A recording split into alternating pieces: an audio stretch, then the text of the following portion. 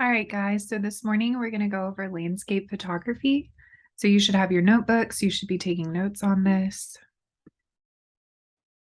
So landscapes and cameras. So when you all get to take your landscape photographs, I want you to be thinking in terms of more of a panoramic image.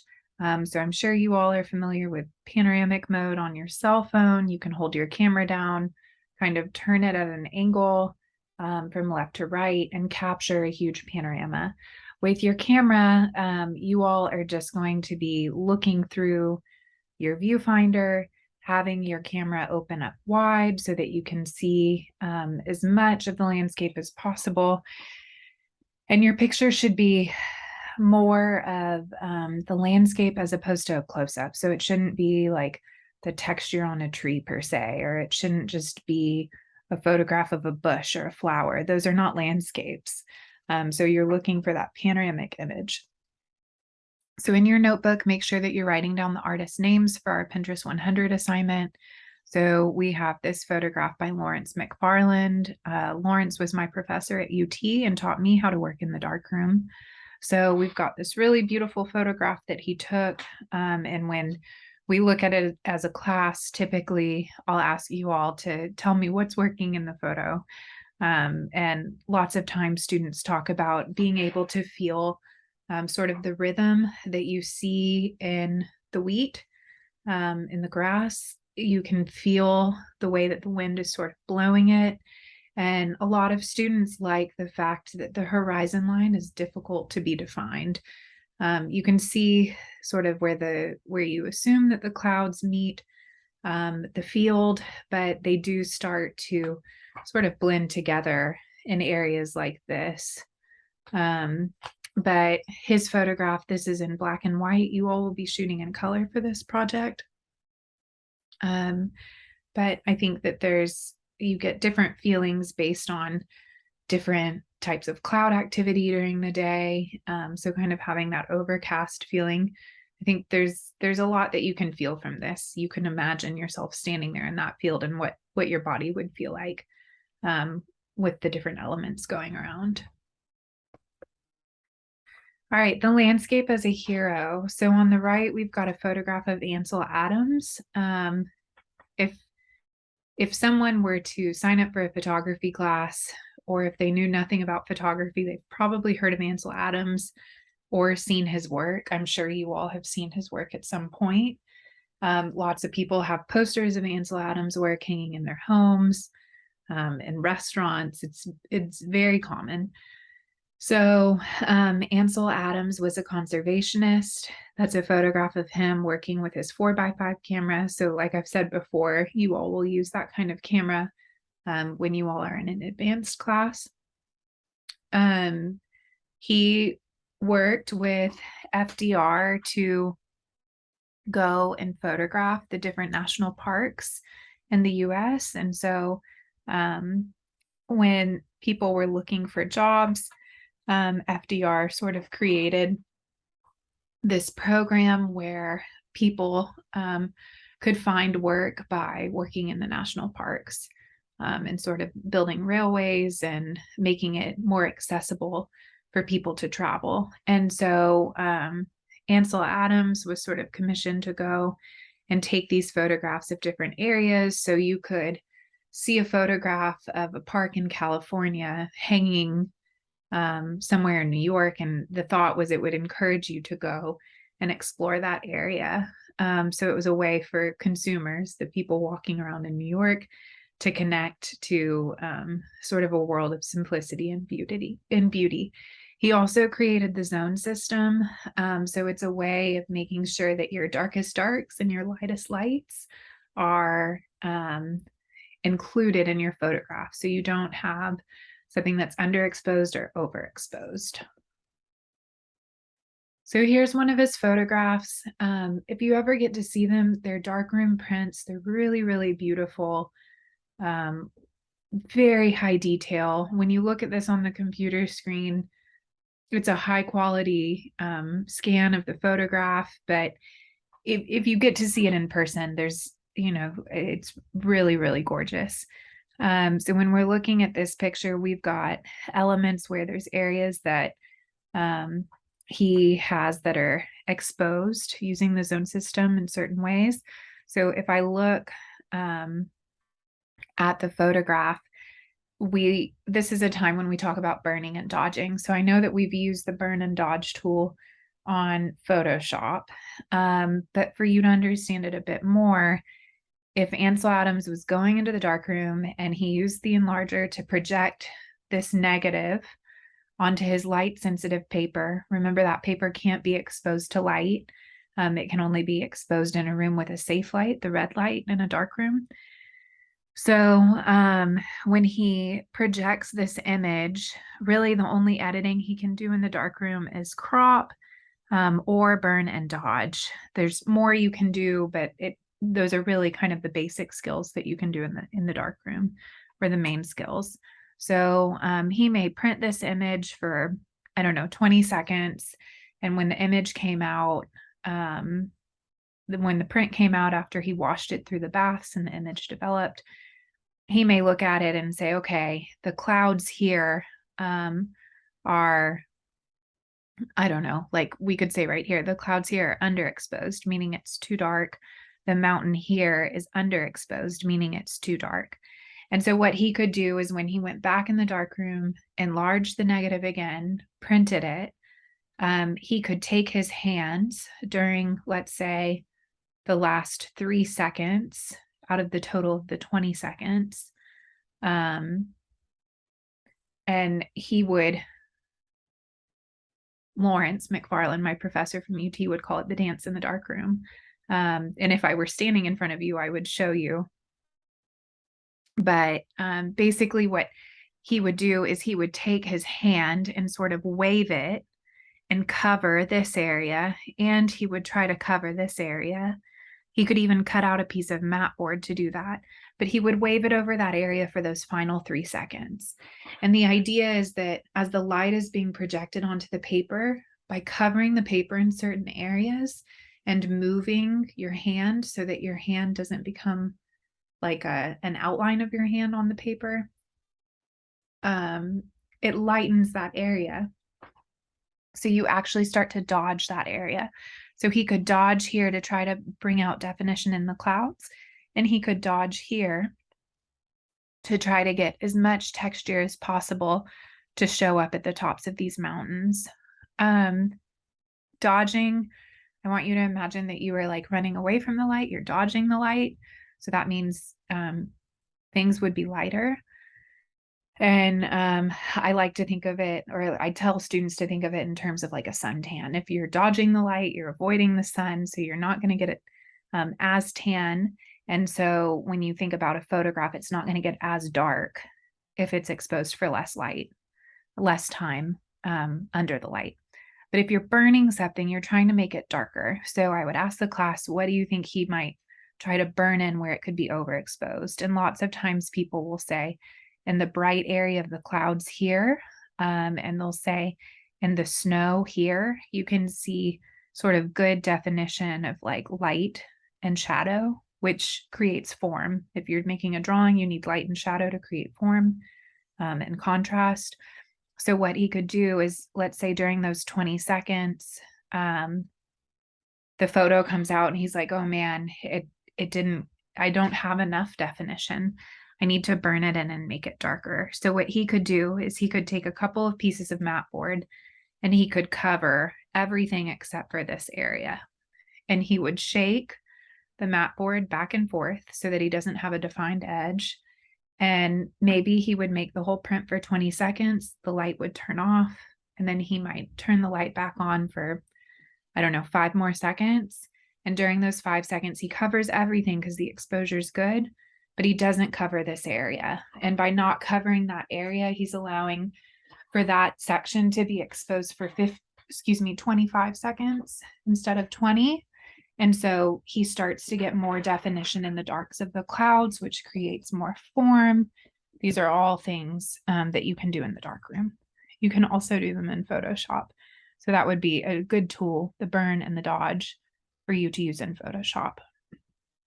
We've got another photograph here I would say the majority of his photographs are going to look something more like this, where you've got sort of that wide panoramic view. You have to ask yourself, I think you question scale when you see this. I think the contrast is a little bit too intense here. And that could just be from whoever has uploaded this image online. All right, Hiroshi Sugimoto is our next artist. So there's the creative power of nature. So I think this was really beautiful. Every time I view the sea, I feel a calming sense of security. As if visiting my ancestral home, I embark on a voyage of seeing. So when you look at his work, for me, I love the water. I love the ocean. Um, no matter where you are, if you're looking out into the water and you see the horizon line, you could be looking at the ocean in many different areas of the world and it still feels similar. So we've got the first piece here.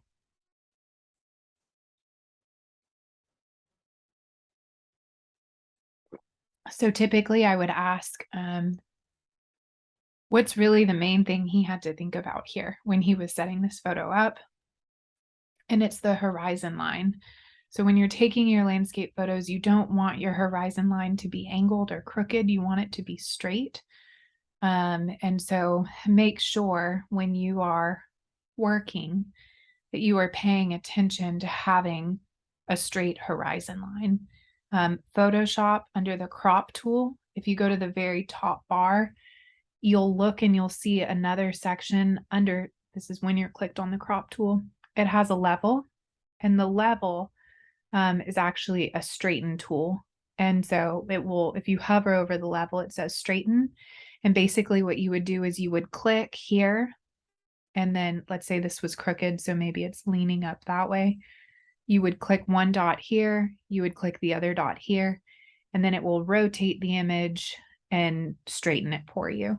So you could click here, one dot, hold down with your mouse, click here, make another dot, click return on your keyboard, and suddenly your photograph would be straight. But just try to make it as straight as possible when you shoot. So when we look at these, lots of students will ask, is this black and white? Or is this color on a really overcast day? So the horizon line, we've talked about condensation before, sort of those fleeting moments where the weather is doing something that's not permanent. I think we're all very much used to sunshine here in Houston. These times can make for really beautiful images. All right, human stamp on the landscape. So we have Richard Long. So Long will go to a landscape and he will manipulate the landscape in some sort of way. I'm not, I like more natural landscapes. I'm not as interested in his work, but I am sharing his work with you as well. So a lot of artists are not only photographers, but sometimes they are sculptors or they make installations or they paint. And he has some installation work that I think is really great. Okay, so for this first one in class, we would talk about scale. So when you're looking at this image, you have to ask yourself, how big is it? So is this a really big hill with lots of rocks that he's moved? Or are these teeny tiny pebbles? And he's just put the camera really low to the ground and created the illusion of a large space. So when you look at, I'm trying to think, I can't remember who it was, but someone went to Annie Leibovitz, excuse me, somebody visited Georgia O'Keeffe's home. I think I saw this on PBS, and was excited to see her house. And there was this hill or this mountain that Georgia O'Keeffe painted time and time again. And the person that went to visit had imagined it to be a really large hill. But when they actually got there, it turned out that it was just like this little stump in the ground. But the way that Georgia O'Keeffe painted it created the illusion of this really massive spot. And so that threw the person off because they loved the work so much, but they were so shocked to see that it was just this tiny little bump, just like in the landscape, as opposed to being this massive hill. So we have another photo here. So usually we'll talk about how could he do this. So he could be cutting the flowers away. He could be using a lawnmower to kind of cut through and create that X. But you question scale when you see this too. So more of an installation piece. I've seen this at the Blanton Museum at the University of Texas. And when we question scale in a photograph, it doesn't really do it justice. But if you were to look in my classroom right now, the way they had it displayed, I would say this piece is about the diameter of it would spread across the entirety of our classroom. And so you can imagine how big it is. But these stones are sort of laid out in a certain way. I feel like when I saw it, there was more negative space between them, meaning they were more spread out. And then something for you to know is that when you work, let's say you go to college and you become a graduate student studying fine art, you could be hired by a museum to come and help install shows. And so during the installation, I'm not positive for Richard Long, but sometimes artists will come through and say, I want the work to be on display in a very specific way, or they could be more vague, like Richard Long could say, I want this to be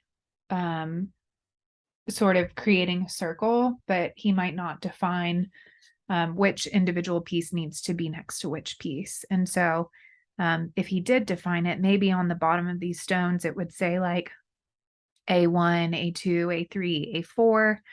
And maybe he would give measurements, or he may even have a map drawn out of the pieces, how he wants them displayed. It's up to the artist, and the museum works with the artist, but that would be, if you were interested in that, that's sort of a way that every time you see a show at a museum, someone has had to put it together. All right, human stamp on the landscape. So we have Edward Burtynsky.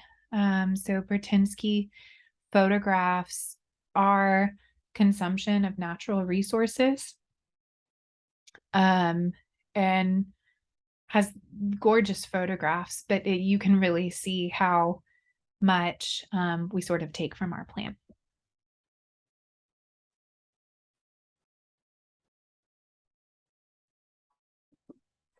So in this first photograph, we have, we'll talk about tires. Obviously, we have tires, and we'll talk about the elements of art, principles of design. So you have repetition in the piece, and then you sort of question how he took this photo. Is he standing on the top of the tires? That seems risky. Is he on like a cherry picker looking down and taking this photograph?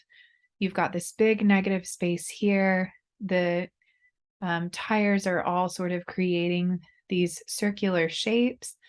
The image is set up sort of like a circular shape. You've got the repetition of the negative space in the tire, the negative space here, but it makes you question scale.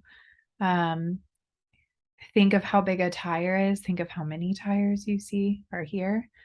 What are they going to do with the tires? So a very, very simple photograph, but a very busy photograph.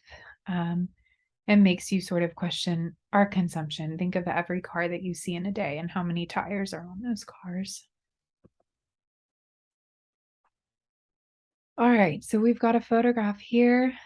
This is of a quarry. And so that is basically, I want you to imagine like the marble countertop in your kitchen or in your bathroom, or granite. A quarry is where they go and they basically cut out sheets of marble. When your parents buy a house, they may have an interior designer, they may go to a place to choose their slab of marble. And so the way this is cut, you can imagine one slab coming off from a piece like this, or maybe a couple of slabs coming off from here. But basically they slice through and they keep it, a certain thickness. And then you could go to a store and flip through lots of different sheets of marble and say, I like this pattern the best or whatever. And so you can see, once again, we're working with scale, how far down this goes. You can see all of the trucks down here at the bottom. You need water when you're cutting stone to keep the stone cool because it holds heat really well and it'll get very hot and that's not good for it and it can crack when you're cutting it. So you have to have a water source. But the problem with these quarries is that they can mine for whatever it is that they want to cut out. And then once you cut it all away, there's nothing left. And so when you think about different types of marble, it's harder to source like a white Carrara marble from Italy now versus sourcing it from China. So they've had to find, like, instead of Italian marble, which I'm sure you've heard of before, they may be finding like Chinese marble instead because they've taken that resource and used it so much. Okay, then we have two photographs here. And with these two photographs, if you were to see this work on display, it would be called a diptych. So on the left, this photo would always be displayed with the photograph on the right. And that's DYPTYCH, a diptych. And if you were going to have three together, it would be a triptych. And so,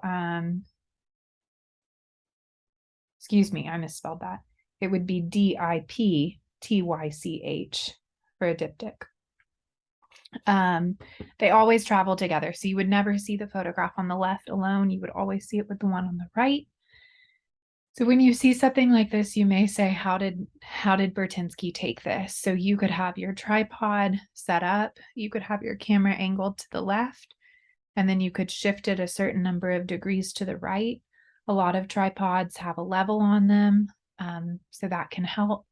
But you could take your two photographs and then you would edit them side by side in Photoshop so that you could make sure that the color correction matched. And then you could print them and then just display them together.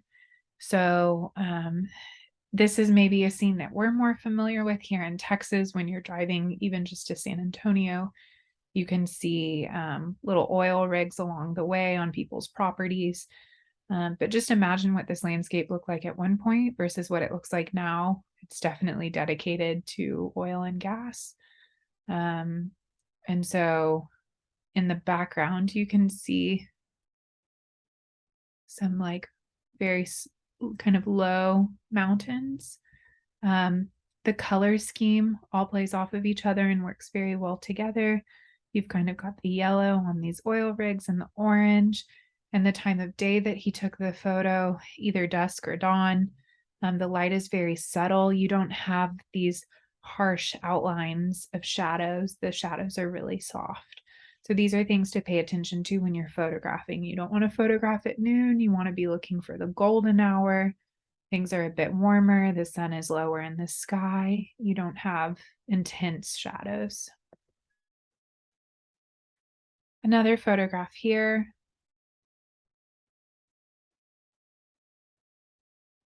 My understanding from looking at this and from reading about this is that it is not lava. Lots of people think it's lava, but it is some sort of chemical runoff.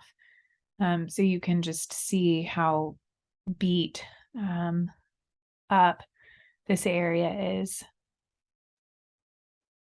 And any grass that was there is very much gone. Any trees that were here, very much gone as well. Okay, so you may be wondering, how am I going to take photographs of landscapes in Houston? Because we don't live near the mountains and we're not too close to the ocean. So I have a whole list of artists for you here. So all of these artists, when you look them up, if you were going to look up Versailles, I don't want you to just look up the artist. I want you to look up Versailles Paris, because all of these artists have lots of different bodies of work. So Eugene Atget would wake up at 5 a.m. and go photograph Paris when no one was out and about. And it's a beautiful, beautiful body of work. So look at these artists. They're photographing in cities. You can definitely have city landscapes for your work. So these will be good things for you to look at since we live in Houston. But if you wanted more traditional landscapes, these would be other good photographers for you to look at. When you search search Boo Moon photography. If you don't, you'll end up getting like a children's Halloween book. And then when you move down to Anna Collette, Lawrence was my professor first at UT, and then Anna Collette was my professor afterwards. There is another artist named Anna Collette who has like a bunch of bugs on her website. That's not the photographer you're looking for. Anna Collette has photographs of vines sort of overtaking landscapes. So those would be some good artists for you to take a look at. So I would just kind of click through. I would do a combination of the city and a combination of these artists for your Pinterest 100. If you want to cover all of them, you can, but you don't have to. But I think it would be beneficial for you, to get the majority of these artists in your Pinterest 100. When you're photographing your landscape photo, you can photograph in the backyard here at Kincaid. You can photograph the bayou here in Houston. There are plenty of parks that you can go explore and photograph too. It's okay for people to be in your images. Don't feel like you can't have humans, but they shouldn't necessarily be the subject. You really want to be focusing on the landscape for your pictures. Bring a tripod. If you don't have a tripod checked out, definitely take a tripod and make sure that open it up and make sure that you've got all the parts you need inside of the tripod case. But you can go and take pictures, use your tripod, and I would have your aperture set to like f16 or f22, which means your shutter speed will be slow, which is why you need a tripod. And those are my suggestions. I would go, think about sunrise and sunset. You can look on your iPhone to see what time sunrise is on the weather app or sunset. And I would give yourself about an hour and a half to 2 hours after sunset, or I would give yourself an hour to an hour and a half after sunrise and an hour to an hour and a half before sunset. As that sun starts to set lower and it's dusk, it's going to become more difficult for you to focus your camera. So just pay attention, and you might want to even give yourself 2 hours before sunset so that you can, get everything set up and get your tripod set up. So that's landscape. You all will have 10 photographs due. The photographs should not be taken of like the same subject, just from different angles. You should be looking for different types of landscapes for your picture.